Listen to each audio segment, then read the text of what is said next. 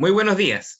Les damos la más cordial bienvenida a esta actividad, la Maratón por el Acceso a la Justicia del año 2021, organizada por las corporaciones de asistencia judicial del país y en la que se conmemora el Día Nacional del Acceso a la Justicia.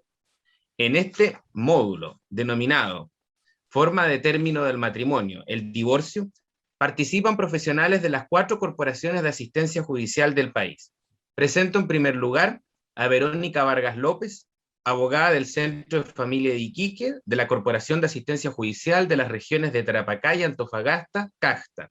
A doña Trinidad Moreno Pérez de Arce, abogada jefa del Centro de Atención Jurídico y Social de la Reina, de la Corporación de Asistencia Judicial de la Región Metropolitana, CAJMetro.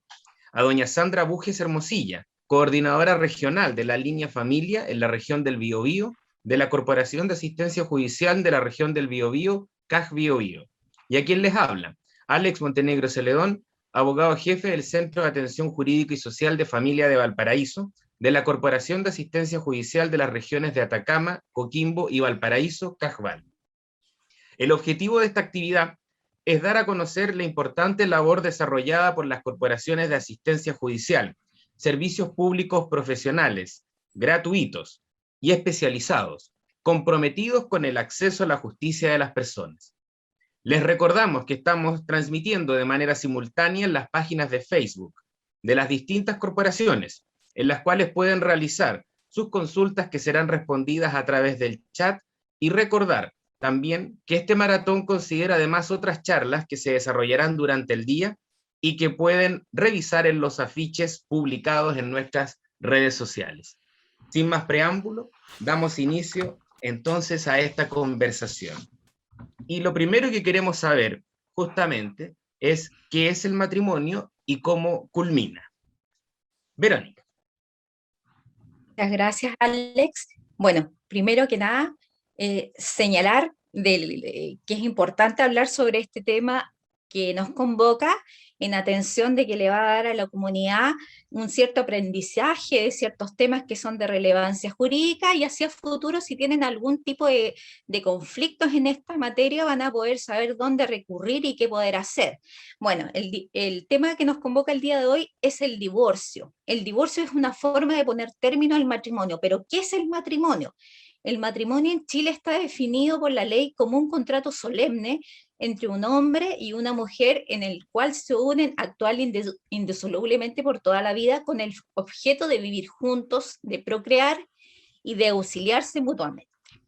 La ley establece formas de poner término al matrimonio, y estas son 5: por la muerte natural de uno de los cónyuges, por la declaración de muerte presunta de uno de los cónyuges, por la sentencia firme que declara la nulidad entre los cónyuges, la sentencia firme que declara el divorcio entre los cónyuges, y por último la sentencia firme que acoge la solicitud de rectificación de sexo, nombre, en atención al procedimiento de identidad de género. Bueno, ya he señalado cuáles son las formas de poner término al matrimonio. Sabemos que una de las formas es el divorcio, que es el tema que hoy día estamos invitados a conversar. ¿Qué clases de divorcio, Verónica, contempla la legislación chilena? Bueno, las formas establecidas son 3 formas de divorcio: el divorcio de mutuo acuerdo, el divorcio unilateral y el divorcio por culpa.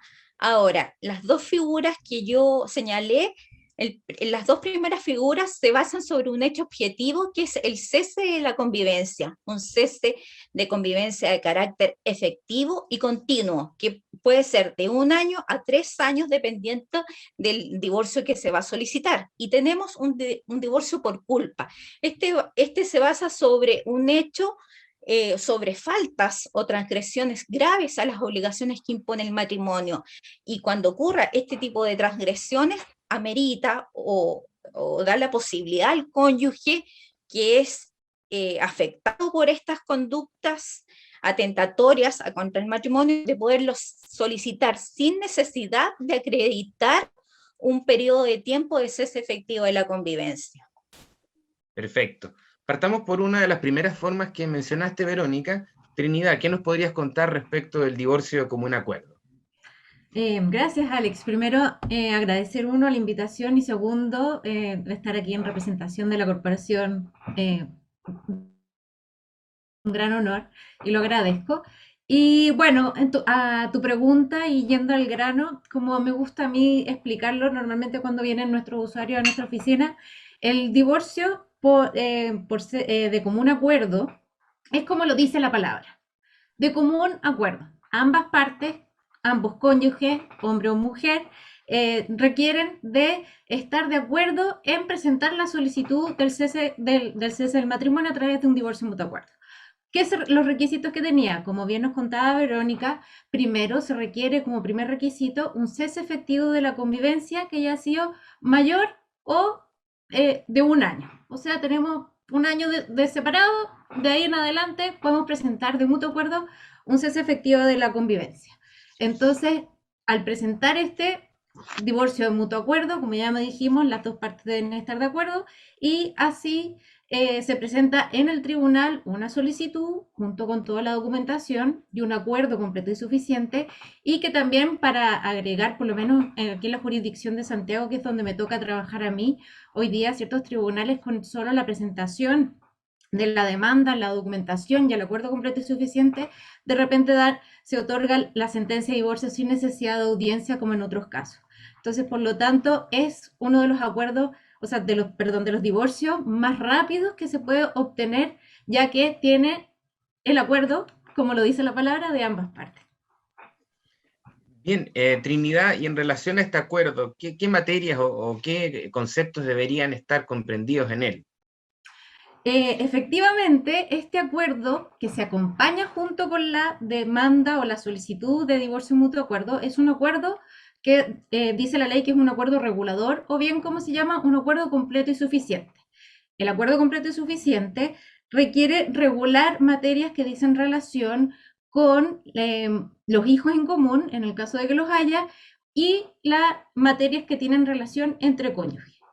En el caso de los hijos en común, y es de relevancia en el caso en que estos sean menores de edad, o sea, estamos hablando de menores de 18 años. ¿Qué materias hay que regular?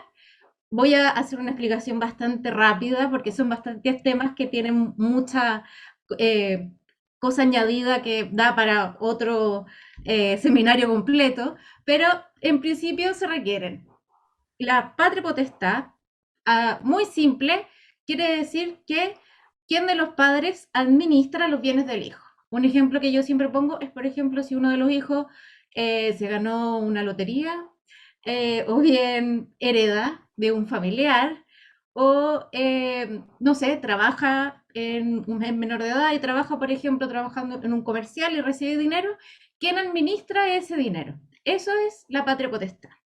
Entonces, luego de eso también está establecido el cuidado personal. Muy simple y muy a grande rasgo es con quién vive normalmente el hijo menor de edad. Porque ya bien están quien se dedica a su cuidado diario y normalmente con quien reside y aloja, diciéndolo en términos simples. Lo siguiente es la relación directa y regular. ¿Qué quiere decir esto? Lo también llamado comúnmente visitas. Es cuando aquel de los padres que no tiene el cuidado de los hijos, se le establece unos ciertos días dentro de horarios para que los puedan visitar o tener un régimen comunicacional con ellos. Esto también tiene que ir en este acuerdo completo y suficiente, como les señalaba. Igualmente, tiene que ir regulado el tema de los alimentos. Esto quiere decir un cierto monto que entrega mensualmente una de las partes que no tiene normalmente el cuidado del hijo al otro, para que mensualmente ayude a la manutención de este. Bueno, eso en relación cuando los hijos son menores de edad, pero además se requiere dejar regulado las materias que dicen relación entre los cónyuges. ¿Cuáles son estas? Uno es si es que efectivamente han habido demandas de alimentos mayores entre cónyuges, siempre es necesario ponerlo en el acuerdo completo y suficiente e informarlo, si es que hay o no deudas por este concepto. Por otro lado, también establecer, dependiendo del régimen que se hayan contraído matrimonio, establecer si es que hay bienes o no que liquidar. No significa que haya que liquidarlos en el acuerdo completo y suficiente, sino que si es que hay o no bienes que liquidar. Y en último lugar, establecer que si hay derecho o no a compensación económica, y en el caso de que haya alguno con derecho, establecer cómo se va a pagar esta compensación económica. Muy bien, gracias Trinidad. Ahora, al margen de este mecanismo, el divorcio de mutuo acuerdo, también nos indicaba Verónica hace un rato atrás que existía otro divorcio, que es el divorcio unilateral por cese de la convivencia. Sandra, ¿qué nos podrías contar sobre ello? Gracias, Alex. Primero, saludar a todos, ¿no es cierto? Y agradecer también esta invitación y esta oportunidad que tenemos de representar a cada una a las corporaciones respectivas. Efectivamente, tal como señaló Verónica al inicio, tenemos dos grandes clases de divorcio, el divorcio por cese de la convivencia y el divorcio culpa. Dentro del divorcio por cese de la convivencia, Trinidad ya nos habló del divorcio por mutuo acuerdo, y lo que nos queda entonces es el divorcio por cese unilateral por cese de la convivencia. Este divorcio tiene lugar cuando los cónyuges no están de acuerdo en divorciarse, o bien, y solo uno quiere divorciarse, o bien, estando de acuerdo, no logran arribar a acuerdo, valga la redundancia, respecto a estas materias que señaló Trinidad. Específicamente, diría yo, la materia más complicada para llegar a acuerdo es la procedencia o no de la compensación económica, y aún cuando estén de acuerdo en la compensación, en el monto. Entonces ahí es donde se produce que ellos no están en condiciones de solicitar este divorcio como un acuerdo, y la vía que le queda al que desea divorciarse, ¿no es cierto?, es este divorcio unilateral por cese de la convivencia. Para que proceda este divorcio es necesario que exista a lo menos, o hayan transcurrido a lo menos 3 años del cese de la convivencia, y que no se haya producido reanudación de la vida en común durante este periodo. Y también es importante que el cónyuge que demanda este divorcio unilateral se encuentre al día en el pago de las obligaciones alimenticias, en el caso que esté obligado a ello, porque en caso contrario, ¿no es cierto?, la otra parte podría oponer esta condición que normalmente que se denomina cláusula de dureza, y el tribunal podría no dar curso a este divorcio unilateral porque la persona obligada a esta obligación alimenticia no ha dado cumplimiento en forma reiterada, ¿no es cierto? Entonces, el divorcio unilateral es este que requiere un plazo mayor de tiempo de cese de la convivencia, y requiere también un cese ininterrumpido y estar al día en el pago de la obligación si así procediese. Y en relación al cese de la convivencia que tú nos comentas, ¿de qué forma el marido o la mujer pueden probar ante el tribunal que efectivamente la convivencia ha terminado? Bien, bueno, este cese de la convivencia, yo haría una gran distinción. Primero, los matrimonios celebrados con anterioridad al 7 de diciembre del año 2007, ¿no es cierto?, que respecto del cual no existe ninguna forma específica de acreditar este cese, se pueden valer de todos los medios probatorios para ello, incluso la prueba testimonial. Sin embargo, respecto de los matrimonios celebrados con posterioridad al 7 de diciembre del año 2007, nuestro legislador es bien específico en cuanto a la forma de acreditar este cese de la convivencia. La primera gran forma de acreditar es si las partes arribaron a algún acuerdo respecto de las materias que dicen relación con sus hijos, ya sea alimentos, cuidado personal, relación directa y regular, o las materias en relación a ellos, por ejemplo, una declaración de bien familiar o algo relativo al régimen de bienes del matrimonio.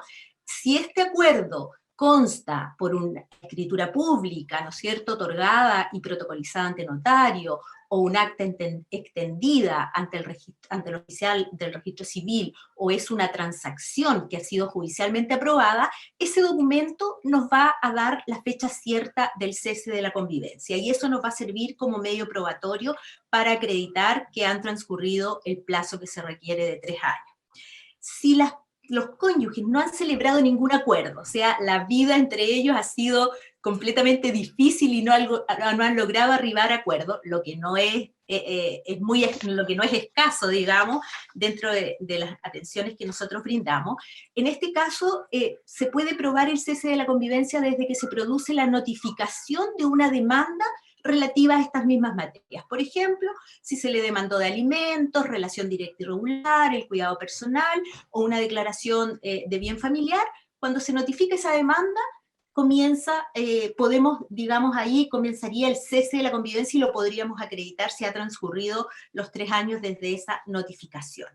Y por último, también cualquiera de los cónyuges podría manifestar su voluntad de poner término a la vida en común, ya sea en una escritura pública, en un acta ante el oficial del registro civil, o incluso manifestando esto mediante una declaración en el tribunal, y de esta manifestación de voluntad se notifica a la otra parte mediante una gestión voluntaria, y desde ahí podemos probar que se produce el cese de la convivencia, desde la notificación de esta manifestación de voluntad manifestada a través de las formas que señalé. Muy bien, muchas gracias, Sandra. Tal como han indicado mis predecesoras, una de las formas de término del matrimonio por divorcio es el denominado divorcio por culpa o divorcio imputable. Este particular divorcio, que también está regulado en la Ley de Matrimonio Civil, guarda relación con un incumplimiento que un cónyuge le atribuye al otro de los deberes y obligaciones del matrimonio. Entre otras, por ejemplo, el deber de socorro, el deber de protección y respeto recíproco, el deber de fidelidad. En ese sentido, cuando los cónyuges no han dado cumplimiento a estos deberes, ello posibilita a que uno de los cónyuges pueda demandar este divorcio por culpa o divorcio imputable. Lo que no obsta en todo caso a que eventualmente, si cumple con los periodos de separación exigidos por la ley y que mencionó Trinidad y Sandra, esto es 1 año si es de común acuerdo o 3 años si es divorcio unilateral, puedan igualmente intentar por esa vía terminar el matrimonio por divorcio. El divorcio por culpa, tal como indicado, se funda en el incumplimiento de los deberes del matrimonio y no en el cese de la convivencia, de forma tal de que, producida el incumplimiento del deber, da lo mismo si han pasado un par de meses o varios años, la persona se encuentra en condiciones de demandarlo. Es importante destacar que respecto de este divorcio hay un tema muy relevante en relación a la prueba, ya que en definitiva la prueba que aporten las partes debe permitir al tribunal generar la convicción de que ha habido un incumplimiento respecto de estos deberes. Asimismo, es relevante también señalar a nuestros amigos que en este sentido el legislador nos da situaciones o ejemplifica casos en donde habría incumplimiento grave de los deberes y obligaciones del matrimonio. Y es así como la Ley de Matrimonio Civil señala algunas de las hipótesis que comprenderían un incumplimiento de los deberes del matrimonio. Señala, por ejemplo, atentado contra la vida o malos tratamientos graves contra la integridad física o psíquica de los hijos, transgresión grave y reiterada de los deberes de convivencia, socorro y fidelidad, condena ejecutoriada por la comisión de algún crimen o simple delito contemplado en ciertos libros del Código Penal, alcoholismo, drogadicción y tentativa para prostituir al otro cónyuge a los hijos. Es muy importante, y aprovechando también que es de reciente acaecimiento, indicar que antiguamente la Ley de Matrimonio Civil, en el artículo que regulaba el divorcio por culpa, contemplaba como una de las causales la homosexualidad de uno de los cónyuges. A partir de una reforma a esta ley, que es de agosto del presente año, se ha eliminado esta causal como causal de divorcio imputable. La ley es la 21.367 y es de agosto del presente año. Así que si alguno de nuestros amigos tiene alguna ley anterior a esta fecha, por cierto, le va a aparecer tal causal. Eso es en general en cuanto al divorcio por culpa o denominado divorcio imputable. Sí es muy relevante hacer presente a quienes nos ven a través de las 4 corporaciones de asistencia judicial, que ya sea que estemos frente a un divorcio por cese de la convivencia, de común acuerdo unilateral, o incluso un divorcio por culpa o imputable, la ley consagra una institución muy relevante para un cónyuge en particular, y la institución es la compensación económica. La compensación económica es un derecho que la ley le otorga a el cónyuge, ya sea el marido o la mujer, que durante la vida en común no trabajó o trabajó menos de lo que quería y podía por haberse dedicado a los hijos o al hogar común, y esto en definitiva le ha generado un menoscabo económico. La ley lo consagra en la Ley de Matrimonio Civil 19.947 como un derecho, como una facultad. Vale decir, el cónyuge que sufrió este menoscabo por haberse postergado laboralmente puede demandar la compensación económica o puede acordarla, si es que es un divorcio de común acuerdo, o eventualmente, aun cuando encasille, aun cuando esté en la hipótesis del legislador, puede renunciar a ella y solo perseverar o insistir en el término del matrimonio por la causal de divorcio. Vale decir, no todos los divorcios que en nuestro país se tramitan necesariamente conllevan la fijación de una compensación económica, sino que muy por el contrario, hay algunos divorcios que solo se centran en el tema del cese de la convivencia. En relación a la compensación económica, a este derecho que se le otorga al cónyuge, que resulta ser la parte más débil al término del matrimonio y que ha sufrido un menoscabo, por cierto, nuestro legislador establece algunos parámetros, algunos criterios que han de considerarse para este respecto. En ese sentido, Verónica, ¿qué nos podrías indicar sobre lo que señala el legislador en esta materia? Bueno, primero que nada señalar y repetir un poco la idea que señalaste, que efectivamente en Chile la compensación económica el hecho de demandar no significa que el Tribunal de Familia, específicamente los jueces de familia, tengan que decretarla. Esta compensación económica tiene sus requisitos para solicitarla. Uno de los requisitos es la dedicación de carácter exclusiva o preferente a los cuidados de los hijos en común, a las labores propias del hogar común, y esta dedicación exclusiva o preferente haya producido que el cónyuge no haya podido realizar actividad remunerada o lucrativa durante la vigencia del matrimonio, o si lo hizo en menor medida de lo que podía o quería. Otro de los requisitos fundamentales para demandar la compensación económica es el menoscabo económico. Si no hay un menoscabo económico, no hay derecho a solicitar o no se podrá decretar por parte del tribunal una compensación económica. Ahora, si se dan estos supuestos o estos requisitos para poder demandar la compensación económica, el tribunal tiene ciertas guías, ciertos parámetros para efecto de determinar cuál es el monto a fijar. En este caso, lo que están establecidas en la ley de matrimonio civil, que son, primero, determinar cuál es el tiempo del matrimonio, la vigencia del matrimonio en común, cuál es la edad del cónyuge, cuál es la situación de salud de él, cuál es la situación patrimonial de los cónyuges, cuál es la situación previsional de ellos.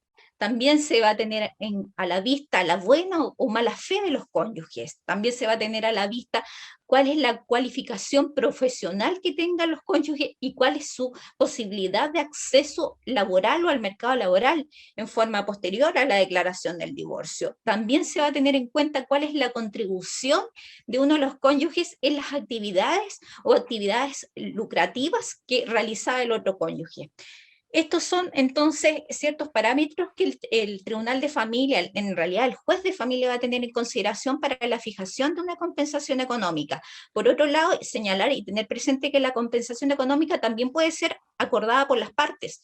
Así lo dice la ley, lo pueden acordar voluntariamente. La única condición es que tienen que ser cónyuges de mayor de edad, y lo pueden hacer a través de una escritura pública, o también lo pueden hacer en un acuerdo que someten a aprobación del tribunal al momento de tramitar un procedimiento de divorcio. Por otro lado, cuando no existe este acuerdo entre cónyuges, bueno, en definitiva va a estar entregado al tribunal la fijación de esta compensación económica, y como ya lo dije, él va a tener ciertos parámetros para poder determinar el monto a fijar y cuál va a ser, en el caso de ser procedente, y también en el caso también va a poder fijar cuáles son sus formas de pago, porque también puede determinar que la compensación económica sea pagada en una suma de dinero, en determinados bienes del cónyuge deudor. También puede ser determinado un derecho de uso, de usufructo, uso, habitación sobre bienes propios del cónyuge deudor.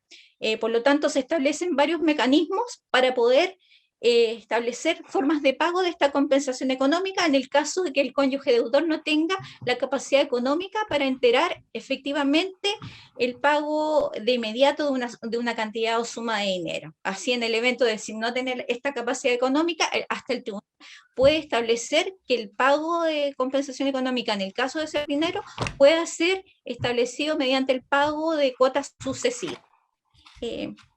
Bien, y una última pregunta vinculada al tema de la compensación, Verónica. El hecho que yo demande compensación, ¿me garantiza que el tribunal la va a fijar o podría darse la hipótesis de que acojan una de mis pretensiones, de mis demandas y la otra no?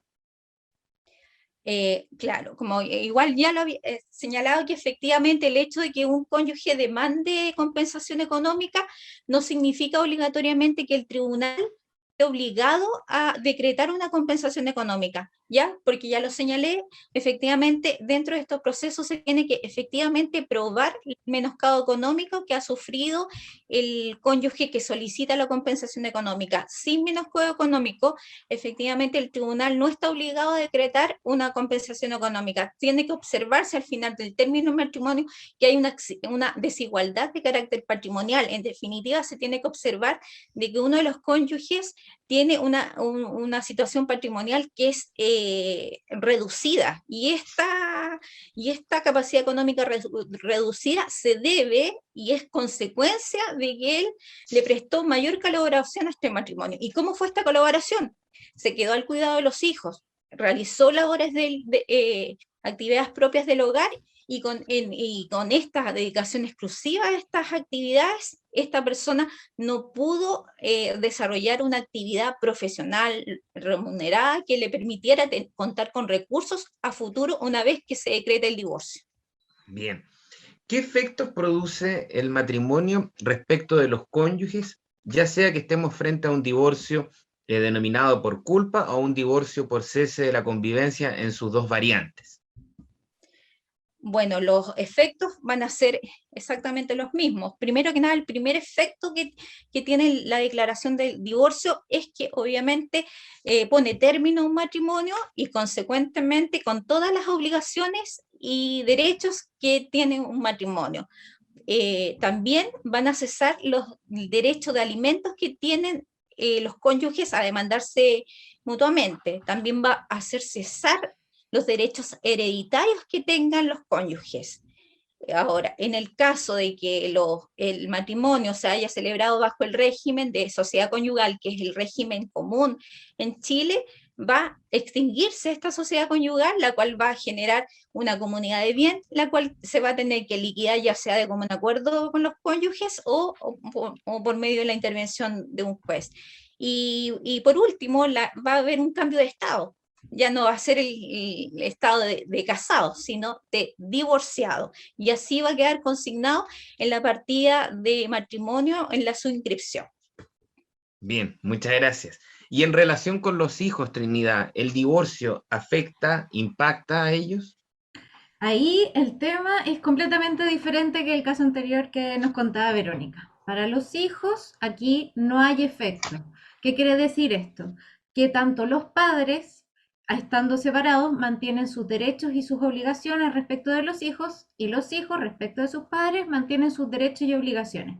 Para decirlo en simple, digamos, si uno de los hijos, sus padres se divorciaron y desea demandar de alimentos para poder solventar sus estudios universitarios, sigue teniendo derecho a demandarlo como demandar alimentos. O bien, uno de los padres, quien si se divorciaron, digamos, por divorcio unilateral, no estaban de acuerdo, como en el caso que les expliqué yo de divorcio mutuo acuerdo, y no dejaron reguladas las materias, por ejemplo, de la relación directa y regular, o las visitas, o bien el cuidado personal, es el hecho de que los padres estén divorciados no afecta para que él pueda demandar y solicitar estos derechos respecto de sus hijos. O sea, para los hijos, ellos mantienen el mismo estatus, por así decirlo, siguen siendo hijos de un matrimonio que está hoy día ya no tiene vigencia, digamos, ya se puso término por un divorcio, pero siguen siendo hijos matrimoniales. Muy bien. Y una pregunta práctica, porque quizás alguno de nuestros amigos se está preguntando al día de hoy, quiero divorciarme, tengo claridad respecto de que el divorcio que voy a emplear es el unilateral. ¿A qué tribunal voy? Bueno, en el caso de a qué tribunal voy, hay que distinguir. Como tú bien lo decías, Alex, en el caso del divorcio unilateral, se aplica la regla general que se aplican en toda la mayoría de las demandas que uno hace. ¿Quién es el tribunal competente? El del más débil. ¿Quién es el más débil? El demandado. Entonces, si yo voy a demandar de un divorcio unilateral, tengo que ir al tribunal que le corresponde en el domicilio del demandado. O sea, por ejemplo, si vivo en Santiago y yo me separé y vivo en Santiago, pero quiero demandar a mi cónyuge todavía, porque aún no me he divorciado, y vive en Viña del Mar, entonces yo tengo que contactarme con Cajval para que ellos hagan el divorcio en la jurisdicción, en la comuna que corresponde.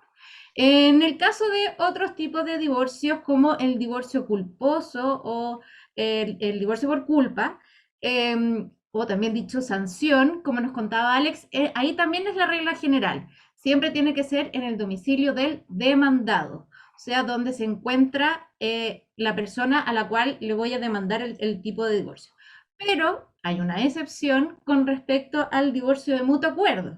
Como bien dije, como estamos todos de acuerdo y todo tiene que fluir y ser más fácil, en ese caso se puede presentar en cualquiera de los dos domicilios de aquel que presenta la solicitud. Por ejemplo, yo vivo en Santiago y mi cónyuge vive en Viña del Mar, independiente que tengamos domicilios distintos, podría presentarlo o en la jurisdicción de Santiago o en la jurisdicción de Viña del Mar. Clarísimo. Y ahora, en relación a este juicio, que ya sabemos en qué tribunal se sigue, tribunal de familia, domicilio del demandado, como lo ha dicho Trinidad, ¿de qué forma se estructura este procedimiento? ¿Cómo comienza? ¿Cuáles son los grandes hitos de él? Sandra, ¿qué nos puedes comentar al respecto? Sí, gracias, Alex. Bueno, respecto al procedimiento general que se aplica en una demanda de divorcio, es el procedimiento ordinario que se encuentra establecido en la Ley de Tribunales de Familia, ¿ya? Y este procedimiento se inicia con una demanda escrita por parte del cónyuge que quiere demandar el divorcio, ¿verdad? Y frente a esta demanda escrita, el tribunal dicta una resolución mediante la cual va a citar a una audiencia preparatoria. ¿Ya? En esta audiencia preparatoria lo primero que realiza el tribunal, o el juez en este caso, es realizar la audiencia especial de conciliación, que es que dentro de la audiencia preparatoria, el tribunal al iniciar esta audiencia le pregunta a los cónyuges si existe alguna posibilidad de recomponer el vínculo matrimonial o si desean perseverar en la acción de divorcio. No, obviamente la respuesta de las personas va a ser, ¿no es cierto?, tanto del demandante y demandado, va a decir que no. Y luego de manifestada esta voluntad por las partes, el tribunal continúa con esta audiencia preparatoria que tiene por objeto donde las partes ratifican su demanda, su contestación de la demanda, si hay demanda reconvencional también se ratifica, no se hace una relación breve de ella, el tribunal fija el objeto del juicio, luego fija los hechos a probar y posteriormente le ofrece a las partes la palabra para que ofrezcan la prueba de la cual piensan valerse para acreditar sus pretensiones. Recordemos que aquí estamos demandando el divorcio y que eventualmente podría haber también una demanda de compensación económica. Entonces las partes tienen que ofrecer la prueba respectiva, que puede consistir en una prueba documental, ¿no es cierto?, en prueba testimonial, oficios, declaración de parte, etc. Luego de ofrecida esta prueba, el tribunal dicta una resolución mediante la cual va a citar a juicio a las partes. La ley dice en un plazo no superior a 30 días, pero nosotros sabemos que en la práctica, por la recarga de nuestros tribunales, ¿no es cierto?, es mucho mayor que 30 días. Llegada la fecha ahora de la audiencia de juicio, ahora sí que las partes tienen que rendir la prueba que ofrecieron, ya, o sea, incorporar, ¿no es cierto?, mediante lectura, los documentos, los testigos tienen que comparecer, ¿no es cierto?, a declarar, la declaración de parte, los peritos, etcétera, y luego el tribunal va a dictar una sentencia donde acoge o no la demanda de divorcio y consecuencialmente, si se interpuso la demanda de compensación económica, también pronunciarse sobre ella, sobre el monto y la forma en que se va a pagar. Esto sería en términos generales el procedimiento. Ya Trinidad nos había adelantado cuando habló del divorcio de mutuo acuerdo que este tiene una tramitación o el procedimiento de este divorcio es mucho más corto. Incluso en algunos tribunales, ¿no es cierto?, se realiza sin audiencia, sino que basta la presentación de la solicitud del divorcio de común acuerdo y el tribunal dicta la sentencia si se han acompañado los documentos necesarios para acreditar el cese de la convivencia, la no reanudación, ¿no es cierto?, dicta inmediatamente la sentencia aprobando el acuerdo completo y suficiente. En otros tribunales se cita una audiencia y es en esa audiencia donde se realiza la audiencia preparatoria y la audiencia de juicio en forma conjunta. Por lo tanto, ahí obviamente el procedimiento se reduce, o el tiempo que dura el procedimiento se reduce bastante. Eso podría señalar con respecto al procedimiento demanda, audiencia preparatoria y audiencia de juicio. Supongamos, Sandra, que obtienes una sentencia favorable a tus intereses y declaran terminado el matrimonio por divorcio. ¿Qué resta por hacer a las partes? Bueno, es importante que luego de dictada la sentencia no nos podemos ir para la casa con esta linda sentencia, sino que una vez que está firme y ejecutoriada, es decir, una vez que han transcurrido los plazos para interponer algún tipo de recurso, se debe proceder a requerir la inscripción o la subinscripción ante el Servicio de Registro Civil, ya, de esta sentencia, para que este divorcio surta efecto respecto de terceros, porque obviamente respecto de los contrayentes, una vez dictada la sentencia y encontrándose firme y ejecutoriada, produce efecto entre los cónyuges, pero para que sea oponible a terceros es necesaria esta subinscripción. Por lo tanto, es importante recalcar que hay que requerirla con posterioridad, ¿no es cierto? Y ya subinscrita esta sentencia, los cónyuges están divorciados y adquieren el estado civil de divorciado. Esta subinscripción se demora aproximadamente 60, 90 días, dependiendo obviamente también de la recarga que tenga el Servicio de Registro Civil. Gracias, Sandra. Nuestros usuarios en más de alguna ocasión nos han consultado en relación al divorcio respecto de un cónyuge que no reside en el territorio nacional. Si residiera en Chile, aplicaría lo que han dicho claramente mis distinguidas colegas al día de hoy. Pero ¿qué ocurre si el cónyuge se encuentra fuera del territorio nacional? En esos casos, efectivamente, nuestros tribunales han permitido tramitar un divorcio con la intervención de un funcionario auxiliar de la Administración de Justicia, que es el defensor de ausentes. En términos prácticos, lo que se realiza en estos procedimientos es verificar si el cónyuge ausente, aquel que se encuentra fuera del territorio nacional, dejó un mandatario en Chile con facultades para participar de un procedimiento de divorcio. Ello se obtiene a través de diversos oficios que se envían a notarías de la plaza, notarías del último domicilio del cónyuge en Chile. Si no ha dejado un mandatario en Chile, se notifica al defensor público para que, como defensor de ausentes, en definitiva, tome la representación del cónyuge ausente en este divorcio. En términos prácticos o más coloquiales, finalmente el juicio de divorcio se va a llevar a cabo entre el cónyuge que está en Chile y el defensor de ausentes, que es quien toma la representación del cónyuge ausente. Además, es importante indicar que nada obsta a que las partes, si es que tienen contacto y tienen voluntad y diálogo, puedan tramitar un divorcio de común acuerdo. En estos casos, cuando el cónyuge reside en el extranjero, lo más práctico es que realice un mandato en el consulado de la Embajada de Chile en aquella nación, y ese mandato va dirigido a una persona que se encuentra en el territorio nacional, y es su mandatario en Chile, junto con el otro cónyuge que reside en el territorio de la República, quienes tramitan el divorcio como un acuerdo. De forma tal de que hay maneras, finalmente, de poder poner término al matrimonio por divorcio en aquellos casos en que el cónyuge se encuentre en el extranjero.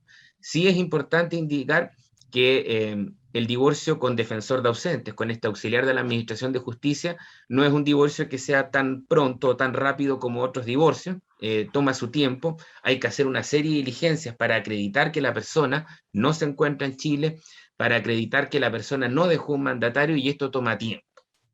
Eso es muy importante tenerlo presente. Ahora, en términos generales, muy amplios, ¿qué documentación requeriría un usuario o una persona que requiriese el divorcio en alguna de las unidades de CAJTA, CAJMetro, CAJBiobío, CAJVAL?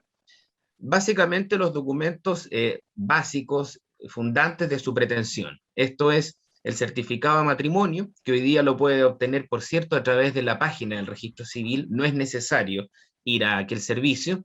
El certificado de nacimiento de los hijos matrimoniales también es un buen elemento para efectos de prueba, el certificado de nacimiento de aquellos hijos no matrimoniales que sean habidos después del término del matrimonio, vale decir, de la nueva relación que hubiera tenido alguno de los cónyuges. ¿Qué otra documentación uno normalmente le solicita a los usuarios? Le solicita que pueda traer a la vista del abogado aquellas causas que hubieran existido entre las partes, por muchas razones. Por ejemplo, para verificar si hay alimentos regulados, si hay deuda, que fue lo que mencionó en su minuto una de mis compañeras.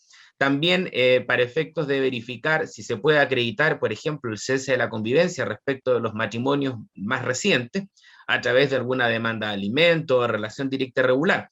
Así que en general, los juicios que existieran entre las partes son relevantes en el ámbito del divorcio. Por último, uno también requiere a las partes, por regla general, nombres de personas que puedan declarar como testigos en el juicio, nombre, profesión, oficio y domicilio, que por cierto incluso pueden ser familiares y que son los que normalmente nuestros usuarios acuden a ellos, pueden ser hermanos, primos, padres, que son los primeros llamados a colaborar a un usuario en este trámite. Para ciertos divorcios en particular o para otras materias ligadas al divorcio se pueden requerir otros antecedentes, por cierto. Si estamos frente, por ejemplo, a un divorcio por culpa y existe una condena respecto del otro cónyuge, se va a requerir ese antecedente. Si quiero demandar compensación económica y en definitiva el fundamento que alego es que durante mucho tiempo no trabajé y esto generó una laguna previsional, el clásico documento que uno le pedirá a su usuario es la cartola histórica de cotizaciones previsionales, que también en muchas de las instituciones de previsión se obtiene de manera electrónica. Así que van a haber algunos documentos básicos y comunes para todas las figuras y otros que en definitiva hay que ir viendo según el divorcio que se va a deducir. Por último, y en términos muy generales, Verónica, ¿cómo accedemos, cómo llegamos a la corporación y cómo podemos ser atendidos en ella? Bueno, primero que nada señalar que la función primordial de la Corporación de Asistencia Judicial es prestar asistencia jurídica gratuita a las personas de escasos recursos, pero esa función no es única y excluyente de la Corporación de Asistencia Judicial, ya que también tiene una función de orientación y difusión, la cual está abierta a toda la comunidad, independiente de su situación socioeconómica, independiente de su nacionalidad. Por lo tanto, cualquier persona que tenga duda en un tema de carácter jurídico controvertido puede solicitar una atención con un profesional de la corporación para objeto de que se le pueda dar claridad o orientación en el tema que solicita. Ahora, si efectivamente desea ingresar a la corporación para ser representado por un abogado en un procedimiento jurídico a iniciar o uno que ya esté iniciado, en definitiva hay dos formas de ingreso, un ingreso automático en el cual solamente tiene que exhibir cierta documentación que acredite que está en un sector vulnerable de la sociedad y es de escasos recursos. Por ejemplo, la exhibición de una ficha social de hogares en que conste en que tiene un registro de vulnerabilidad de menos o del 50%, hace que esa persona o ese usuario ingrese automáticamente. También el ingreso es automático cuando es beneficiario por ejemplo, tiene una ficha social, también si es beneficiario del PRICE, si también es una persona con alguna discapacidad, si es un adulto mayor, También existe ingreso automático en el caso de que sea el propio tribunal, tribunales de familia, que hagan una derivación a los abogados de la corporación para asumir la representación de niños, niñas, adolescentes vulnerados o que sean incapaces, y ese es en el caso que tomamos la representación y nos llamamos curador ad lit. En el evento de que un usuario no cuente con estos antecedentes o ficha social, con los puntajes o los registros señalados, pueden solicitar la atención con un asistente social, el cual hará una evaluación de sus antecedentes socioeconómicos y de acuerdo a su experticia y su criterio profesional va a evaluar si puede ingresar o no y ser atendido por un profesional de la Corporación de Asistencia Judicial. Perfecto, clarísimo. Solo a efectos de que nuestros usuarios sepan, lo que ha descrito y muy bien Verónica, está recogido en un instrumento que es el instrumento de focalización y que en las 4 corporaciones está disponible en sus páginas a efectos de que tengan claridad respecto de los criterios definidos por el Ministerio de Justicia. De esta forma, damos por concluida esta conversación dentro de la maratón por el acceso a la justicia organizada por las corporaciones de asistencia judicial de todo el país. Agradecemos sinceramente la participación de todos y todas ustedes que nos han acompañado en esta jornada y me despido muy especialmente de quienes hoy día me acompañan: mi colega Verónica Vargas López de CAJTA, doña Trinidad Moreno Pérez de Arce de la CAJ Metro, Sandra Bujes Hermosilla de la CAJ Bio Bio, y quien les habla, Alex Montenegro de CAJVAL. Un afectuoso saludo y que tengan un muy buen día. Hasta luego. Chao. Chao. Hasta luego.